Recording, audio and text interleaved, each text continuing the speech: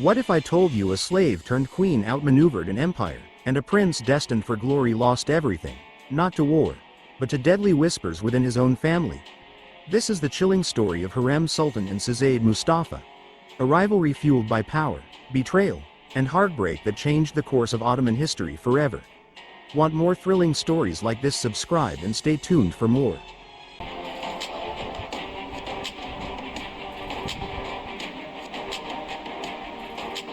To understand this rivalry, let's go back to the beginning. The year is 1520. Sultan Suleiman the Magnificent has just ascended the throne.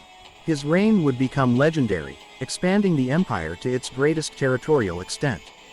But while the world saw Suleiman as a powerful conqueror, inside Topkapi Palace, another battle was brewing, a battle for his love and legacy. Enter Hurrem Sultan. Born as Alexandra Roxolana, she was a young woman from what is now Ukraine, captured by Crimean Tatars and sold into slavery. But Hurrem wasn't just any concubine. She possessed a sharp intellect, a strategic mind, and a charm that captured Suleiman's heart. Unlike other concubines, she wasn't content with being a shadow in the harem. She wanted more, much more. But there was one obstacle standing in her way: Shehzade Mustafa. Shehzade Mustafa was the firstborn son of Suleiman and Mahidevran Sultan, another of Suleiman's concubines. As the eldest son, Mustafa was the natural heir to the throne, adored by the military and beloved by the people. From a young age, he showed great promise as a leader, brave, charismatic, and capable. And yet, this very promise made him a threat to Hurrem. You see, Ottoman succession wasn't simple. Unlike European monarchies, the Ottoman throne didn't automatically pass to the eldest son. Instead, it was a brutal, winner-takes-all competition. Brothers often fought each other to the death, with the victor ascending the throne while the rest were executed. Hurrem knew that if Mustafa became sultan, her own sons, Selim, Bayezid, and Cihangir, would almost certainly be killed to eliminate any potential rivals. For Hurrem, this wasn't just a political game, it was a fight for survival. So, how did Hurrem plan to secure her sons' futures? First, she needed to consolidate her own power.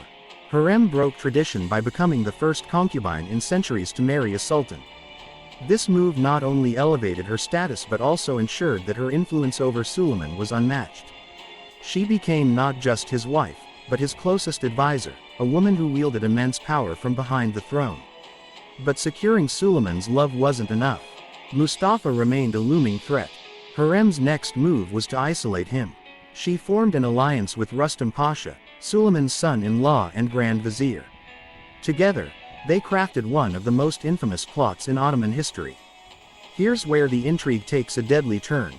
Hurrem and Rustam reportedly forged letters that suggested Mustafa was in secret correspondence with the Persian Shah, an enemy of the Ottoman Empire. These letters accused Mustafa of planning a rebellion against his father. But let's pause for a moment. Was there any truth to these accusations? Historians are divided. Mustafa had a strong base of support among the Janissaries, the elite Ottoman troops, and some speculate that he might have been positioning himself for a future power grab.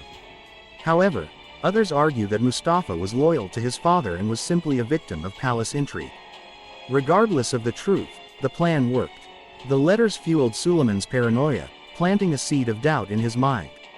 Imagine the anguish of a father who begins to believe that his own son might betray him.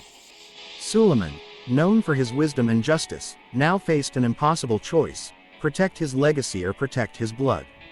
In 1553, the fateful moment arrived. Mustafa was summoned to his father's camp near Konya. He walked into the tent expecting a reconciliation. Instead, he was ambushed by executioners. Mustafa fought back fiercely. He was a warrior, after all, but in the end, he was overpowered and strangled with a boast. The execution shocked the empire. Mustafa was beloved by the people and the military, and many saw his death as a tragic injustice. Stories spread of Janissaries weeping openly, while some accused Suleiman of being blinded by Hurrem's influence. Even Suleiman himself was said to be haunted by guilt, retreating further into isolation after Mustafa's death. But what about Hurrem? For her, Mustafa's death was a victory. With him gone, her sons now stood as the primary contenders for the throne. Yet, the victory came at a cost. Hurrem's reputation was forever tainted. To some, she was a loving mother protecting her children. To others, she was a scheming manipulator who destroyed a great prince for her own gain. And the rivalry didn't end with Mustafa's death. After Hurrem's passing, her sons Selim and Bayezid turned on each other in a brutal civil war, further dividing the empire. Selim eventually emerged victorious, but his reign marked the beginning of the empire's decline, a far cry from the golden age of Suleiman. So, what can we learn from this tragic tale? Was Hurrem Sultan a villain or a victim of a ruthless system?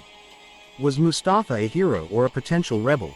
History rarely gives us simple answers, but one thing is clear: in the Ottoman Empire, the line between loyalty and betrayal was razor thin, and survival often came at the cost of humanity. The story of Hurrem Sultan and Shehzade Mustafa isn't just about two individuals, it's about the price of power, the fragility of trust, and the devastating consequences of ambition. If this deep dive into Ottoman history left you wanting more, don't forget to hit that like button, subscribe, and share your thoughts in the comments.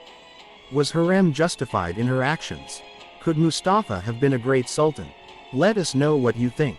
And as always, thanks for watching. Stay tuned for more stories of power, betrayal,